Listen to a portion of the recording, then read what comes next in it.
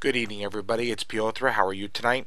Hope everybody's well, and I'm now ready to review Clannad After Story. What can I say about Clannad After Story that I haven't already said about the original series? Well, to be honest with you, there's plenty to be said. Although we start pretty much where we left off, it isn't long before you find yourself regaining that sense of nostalgia, like attending a family reunion. But like in our world, nothing stays the same. And one of the strengths of this series is that it doesn't become an endless tale of growing love sickness between two individuals. If you want that, there are plenty of other animes with frustrated couples who never seem to be able to either confess their love or get past the awkwardness of their love for one another. Instead, After Story takes you through the last months of Okazuki's high school life, and you watch him graduate and go to work, while Nagisa falls ill and needs to repeat again, dashing their hopes to graduate together. After Story imitates life. It tells you the story of this young couple becoming adults and starting a new family together. Now, this may turn some people off because you no longer have that whimsical silliness that helped make Clannad so enjoyable.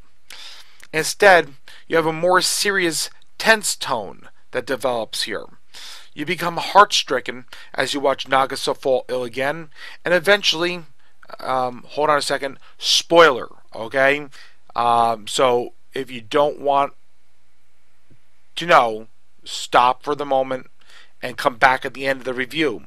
But here's a spoiler for you. I'm going to leave out some things in the review that I could tell you, but this is one spoiler I have to, unfortunately, include. Okay?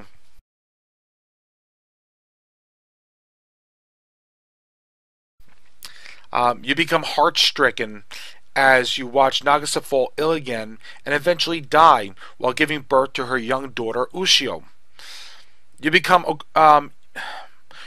angry with Okazuki as he falls into a lengthy despair, and to the point where he even wishes he never met Nagisa. And it's not because he doesn't love her; it's because he does love her. He's convinced if he had never met Nagisa, she would have lived a lot longer and had a happier life. And during that time period, he pretty much ignores Ushio. And like in life, you don't always have happiness or happy endings. Now, Okazuki does finally get himself back together with the help of Sane and Akio, aka Mom and Pops. And he starts his life over again with Ushio.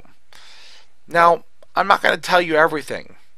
I am going to tell you, yes, there is a happy ending, but it doesn't come easily. If anything, the writers seem more intent on ripping out your heart and stomping on it during this anime. I'm not thrilled with how they end the anime, but I'd say I am relieved how they ended it. All I can say is that, like its predecessor, After Story is extremely well animated and extremely well written. It ties together and answers things that were left open in Clannad, like what is that mysterious world, who is that girl, and the robot that she builds and comes to life. It answers the question on what happens to Fuko, and if the ending puzzles you, or you wonder how or why it happens this way, I recommend watching episode 15 again. You should grasp onto something that maybe you missed the first time watching it through. I know I did. I do recommend this anime. Watch it and let it take you on this incredible journey. It will break your heart and you will hate yourself for watching it. Honestly, you will. But watch it all the way through. It's worth the journey. It's worth seeing what happens, and it's a fantastic anime. Anyway, folks, thank you very much for watching, and take care, and have a great night.